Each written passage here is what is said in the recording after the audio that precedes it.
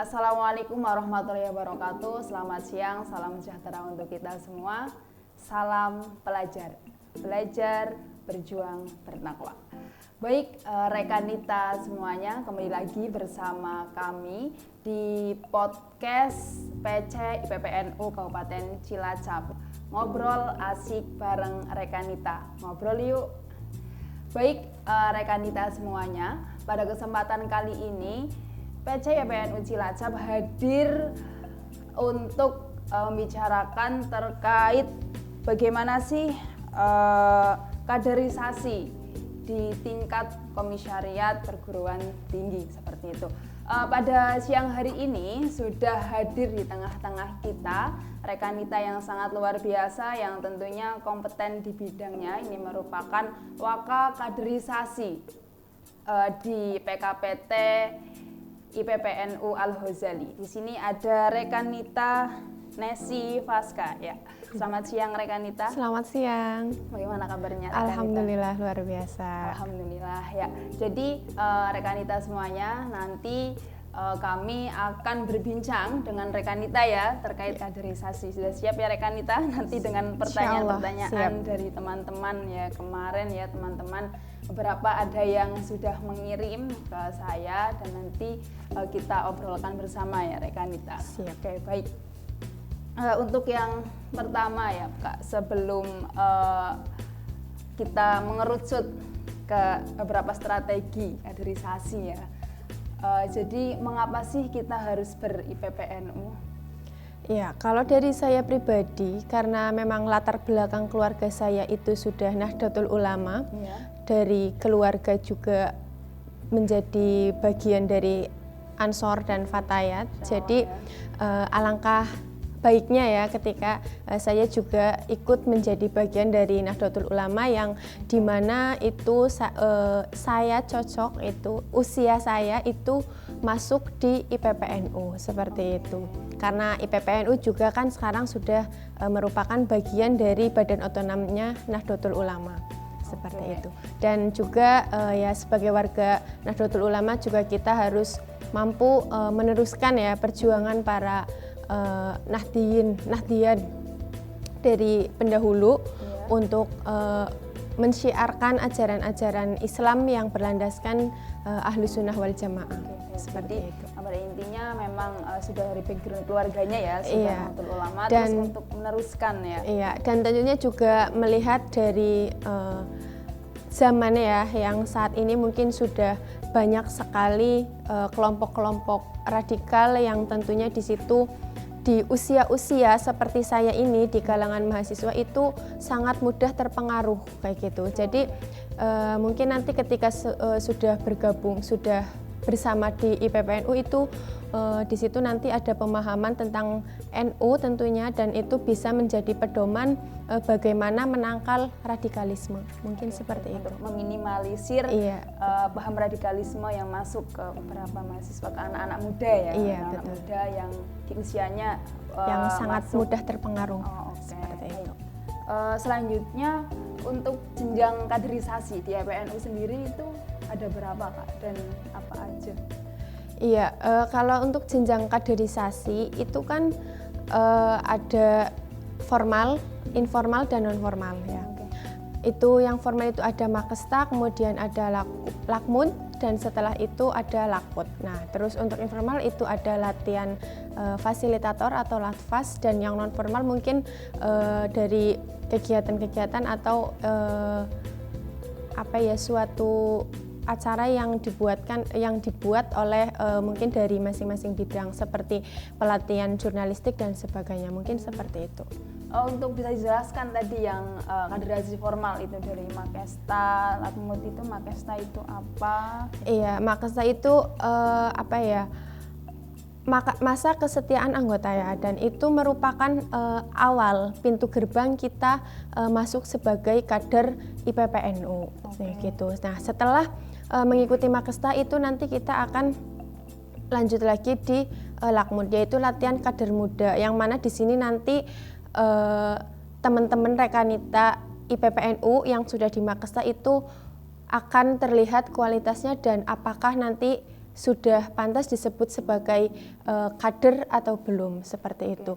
Dan untuk yang lakut itu kan latihan kader utama, seperti itu. Dan lakut ini merupakan jenjang yang tinggi untuk di tingkatan yang formal, mungkin seperti itu. Oke, jadi untuk jenjang pengkaderan YPNU ya, mungkin IPNU ya sama ya, itu ada pendidikan formal, informal, sama non formal seperti itu, dan itu ada cabangnya masing-masing gitu ya. Terus selanjutnya ini dari Rekanita Nesi, ini kan mahasiswa ya, mahasiswa di sini, dan ini kan ikut PKPT ya. Tentunya tahulah lika-liku gerakan di komisariat sendiri gitu. Mungkin bisa ceritakan dari pengalamannya juga ya, bagaimana sih cara merekrut para mahasiswa untuk ikut bergabung di PKPT YPNU sendiri gitu. Iya, kalau dari pengalaman saya ya, ini saya bercerita tentang pengalaman saya, bagaimana dulu saya bisa bergabung di IPPNU komisariat itu. Karena yang sudah saya sampaikan tadi, bahwa latar belakang saya dari keluarga Nahdlatul Ulama, kemudian saya sudah cukup lama ya bergabung di IPPNU, jadi mungkin sudah bisa merasakan bahwa betapa asiknya di IPPNU, kemudian betapa pentingnya juga belajar mengenai Nahdlatul Ulama, mengenai Ahlus Sunnah wal Jamaah, yang kita lihat bersama bahwa sekarang sudah muncul paham-paham baru seperti itu ya. Nah, terus selanjutnya ketika saya masuk di kampus di jenjang perguruan tinggi, kemudian ada sosialisasi dari seluruh organisasi baik intra maupun ekstra. Di situ itu ada PKPT. Lah, begitu terdengar nama PKPT Ibnu IPPNU Al-Ghazali, itu entah kenapa hati saya sudah langsung tertarik, ingin sekali bergabung di PKPT IPPNU. Iya, nah terus dari situ akhirnya saya ikut di IPPNU, kemudian di situ saya seperti biasa lah ya, bersama dengan rekan dan rekanita yang lain tentunya, itu intinya menambah relasi juga, menambah pengalaman. Lah, melihat pentingnya IPPNU, jadi itu kan saya tertarik dan saya berusaha untuk bisa istiqomah di situ, seperti itu. Lah, setelah saya bergabung di PKPT IPPNU, itu kan tentunya tidak selamanya saya itu maksudnya menjadi anggota baru ya. Jadi saya nantinya juga harus bisa bagaimana saya merekrut kader-kader saya, seperti itu. Nah, yang sudah selama saya bergabung di PKPT IPPNU, yang sudah saya lakukan itu bersama teman-teman ya tentunya. Tentunya adalah dengan promosi terkait kegiatan-kegiatan dari PKPT IPPNU. Itu dipromosikan kepada mahasiswa baru ya. Kemudian disampaikan mungkin kesan pesannya bergabung di IPPNU, mungkin seperti itu sih. Jadi itu merupakan bagian kecil dari kita bagaimana merekrut dari mahasiswa baru. Dan juga selain itu sampai saat ini, karena di mahasiswa itu kan terutama di UNUGA itu kan dari berbagai macam alamat ya. Jadi kan tentunya pengkaderan di Kabupaten Cilacap juga sudah banyak ya, sudah banyak sekali kader-kader IPPNU. Lah kemudian di kampus juga seperti itu. Jadi kita merekrut juga dari mahasiswa baru yang sudah mempunyai pengalaman di tingkatan kecamatan maupun tingkatan ranting, karena mereka kan mungkin sudah terbiasa ya, bahkan sudah menjadi pengurus, banyak yang menjadi ketua juga. Mungkin seperti itu. Lah kemudian selama saya bergabung di PKPT IPPNU, kan saya merekrut lagi tentunya. Nah itu yang dilakukan oleh saya dan teman-teman itu adalah dengan menyebarkan pamflet bahwa akan diadakan open recruitment lagi untuk mahasiswa baru. Lah setelah itu terus kita juga mengadakan kegiatan untuk menarik mahasiswa baru, mungkin seperti kegiatan ziarah ke makam-makam terdekat, mungkin seperti itu. Wisata religi ya? Iya, betul. Terus mungkin juga kita melakukan festival hadroh semacam itu. Oke, baik. Jadi itu beberapa upaya yang dilakukan oleh PKPT sendiri ya untuk menarik para mahasiswa agar tertarik ke PKPT dan ikut bergabung seperti itu. Oke, jadi kan setelah bercerita panjang lebar ya dari pengalaman masuk kampus, terus ada beberapa tawaran organisasi, terus ikut ke PKPT ya, ke PKPT YPNU tentunya. Nah, selama menjadi anggota dan atau kader YPNU di PKPT sendiri, di mana organisasi itu di dalam kampus, dan di dalam kampus sendiri itu banyak ya organisasi mahasiswa lainnya yang eksternal gitu ya. Itu pernah nggak sih atau ada nggak tantangan-tantangan sebagai kader PKPT YPNU di kehidupan kampus sendiri seperti itu? Ya, kalau untuk tantangan tentu ya, itu tentu ada kayak gitu. Seperti ketika kita merekrut kader juga itu kita sangat sedikit ya lumayan kesulitan ya. Karena kan organisasi di kampus itu banyak. Juga tidak semuanya itu bisa tertarik ke organisasi PKPT IPPNU. Betul. Jadi tantangannya ya selain pada bagian anggota, terus juga setelah itu setelah menjadi pengurus di PKPT itu ada yang aktif, ada yang tidak. Itu juga menjadi suatu PR ya, bisa menjadi tantangan bagi kita pengurus PKPT IPPNU, bagaimana caranya supaya anggota ini itu bisa aktif seperti itu. Mungkin itu sih selama ini yang dihadapi oleh PKPT itu adalah di keaktifan anggota, mungkin seperti itu. Di keaktifan anggota sendiri? Iya, jadi yang awalnya banyak itu terus kemudian mengecil-mengecil sedikit, seperti itu. Seleksi alam gitu ya? Iya, betul.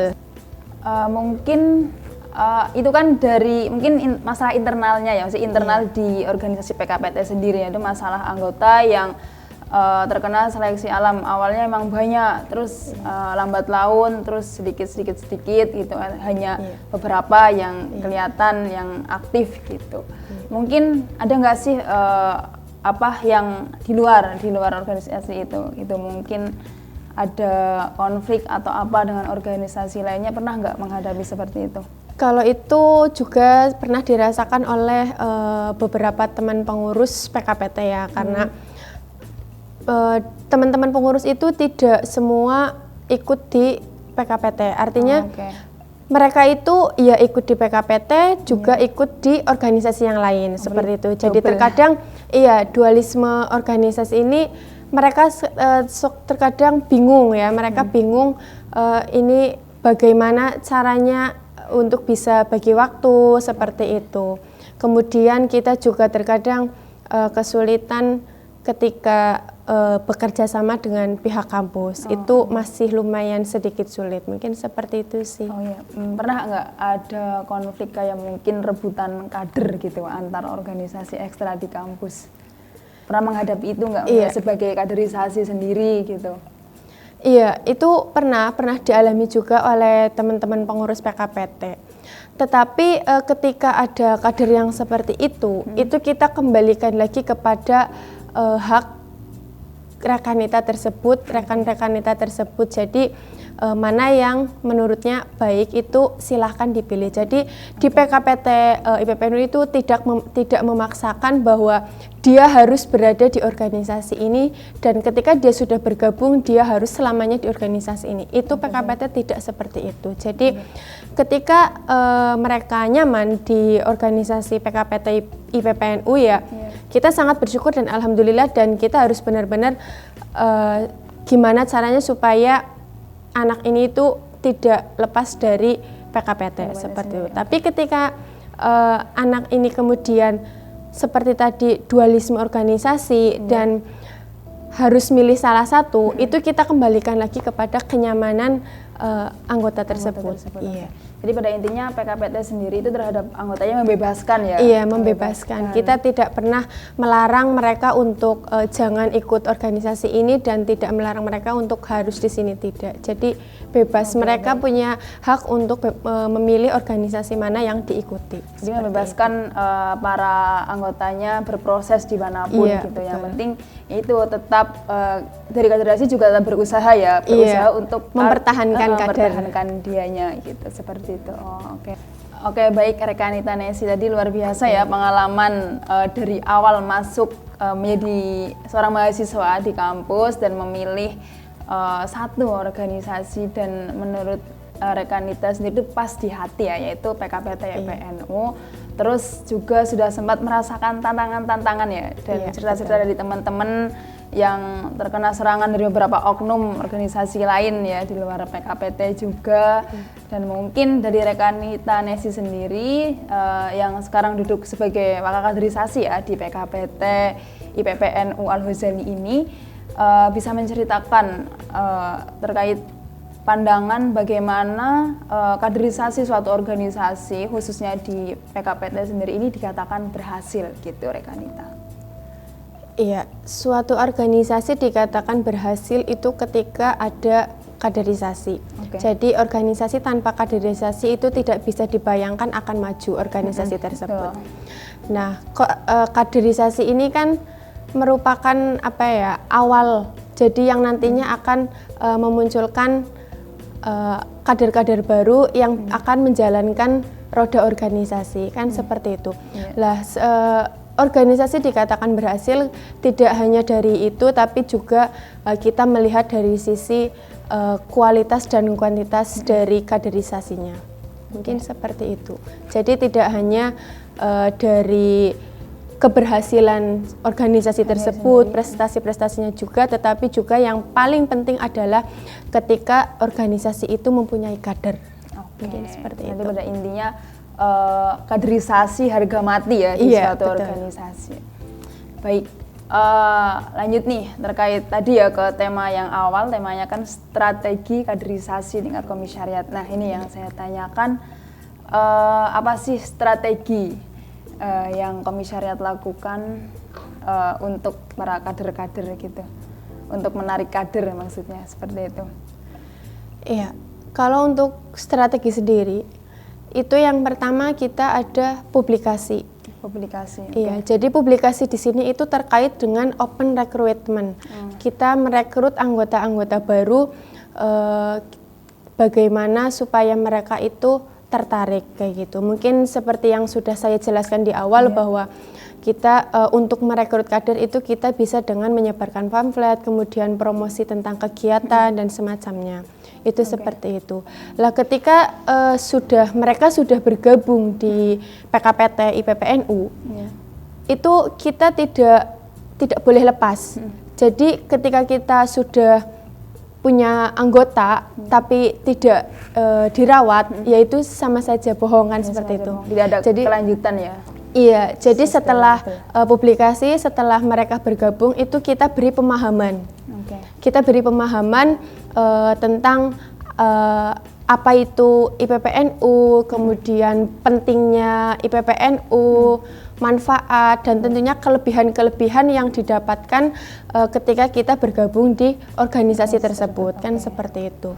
Lah setelah mereka diberi pemahaman seperti itu perlu adanya pengkaryaan. Pengkaryaan di sini itu artinya adalah mereka diberikan wewenang, diberikan tugas kayak gitu. Jadi wewenang di sini juga ini merupakan poin penting dari suatu kaderisasi. Karena ketika mereka diberi tugas dalam suatu organisasi tersebut, itu mereka akan merasa dihargai dan akan merasa bermanfaat di organisasi tersebut. Seperti itu. Jadi untuk kita bisa melihat latar belakang atau skill, dalam artian skillnya mereka ini anak cocok di bagian apa, itu kita bisa melihat pada saat open recruitment seperti itu. Lah setelah itu kemudian sudah diberikan tugas, yang terakhir adalah kita perlu monitoring dan mengevaluasi. Jadi setelah mereka bergabung, kemudian diberikan pemahaman dan diberikan tugas wewenang untuk menjalankan roda organisasi IPPNU, itu kita juga perlu evaluasi. Jadi anak ini itu sebagai seorang kader, apakah mereka merasa nyaman di IPPNU atau tidak, mungkin seperti itu. Jadi kita evaluasi lah terkait ketika mereka sudah bergabung, itu perjalanannya selama diberikan tugas, selama menjadi pengurus itu seperti apa. Mungkin seperti itu. Jadi yang utama tadi kita bermain media ya, kita membranding dulu bahwasanya di sini ini ada PKPT gitu ya, ada PKPT. Lalu terus setelah itu mereka kan tertarik gitu kan, tertarik ke kita, lalu kita godok tuh agar jadi kader yang betul-betul kader gitu, seperti itu. Iya, tentunya yang berkualitas, yang sesuai dengan visi dan misi organisasi tersebut. Oke, baik, luar biasa sekali ya rekanita semuanya. Jadi rekanita PC IPPNU Cilacap dimanapun berada yang sekarang sedang menonton ya, jadi jangan lupa ketika kalian entah itu masuk di kampus mana, dan langsung saja kalian mencari PKPT ya. Kayaknya PKPT ini kan sudah nasional kan ya, sudah ada semuanya. Insya Allah nanti yang kampusnya ada PKPT, kalian masuklah ke PKPT IPPNU untuk yang rekanita ya. Kalau yang rekan tentunya PKPT IPNU, seperti itu. Selanjutnya sebelum saya tutup, Kak, ini saya cukupkan ya untuk pertanyaannya, dan terima kasih sekali tadi, luar biasa ya sharingnya dan cerita pengalaman dari rekanita Nesi sendiri, itu sangat sangat inspiratif lah gitu ya. Mungkin nanti bisa ditelaah ya sama teman-teman semuanya yang di rumah dan saya juga gitu, seperti itu. Mungkin sebelum saya tutup, ada closing statement dari Kak Nesi untuk rekanita semuanya.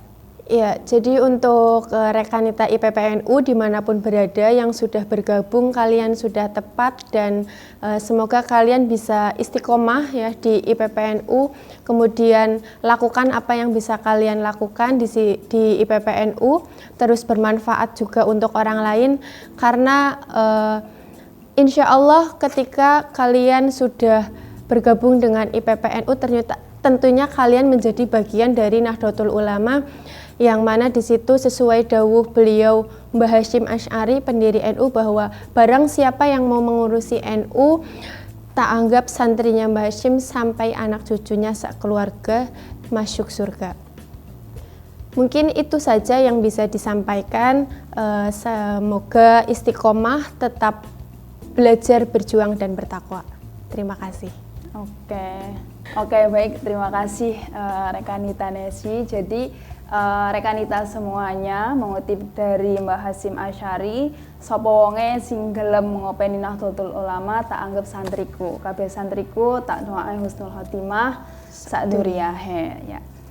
Terima kasih untuk rekanita semuanya yang sudah mengikuti ngobrol kita dari awal sampai akhir ya. Semoga rekanita semuanya di rumah dalam keadaan sehat dan esok bisa menyaksikan kami lagi gitu ya. Rekanita semuanya, untuk terus mendapatkan informasi dari kami semuanya, tetap ikuti akun official kami. Jangan lupa follow, subscribe beberapa akun media sosial kami, ada Humas Unuga dan PC IPPNU Cilacap. Terima kasih dari saya Lulul Karimah selaku moderator, dan teman-teman semuanya yang ada di sini, dan Mbak Nesi selaku narasumber pada siang hari ini pamit undur diri. Sekali lagi mohon maaf apabila ada salah kata, ono kupat kecemplung santen, sedaya lepat nyuwun agung pangapunten. Terima kasih, wallahul muwaffiq ila aqwamit thoriq. Wassalamualaikum warahmatullahi wabarakatuh. Salam pelajar, belajar, berjuang, bertakwa.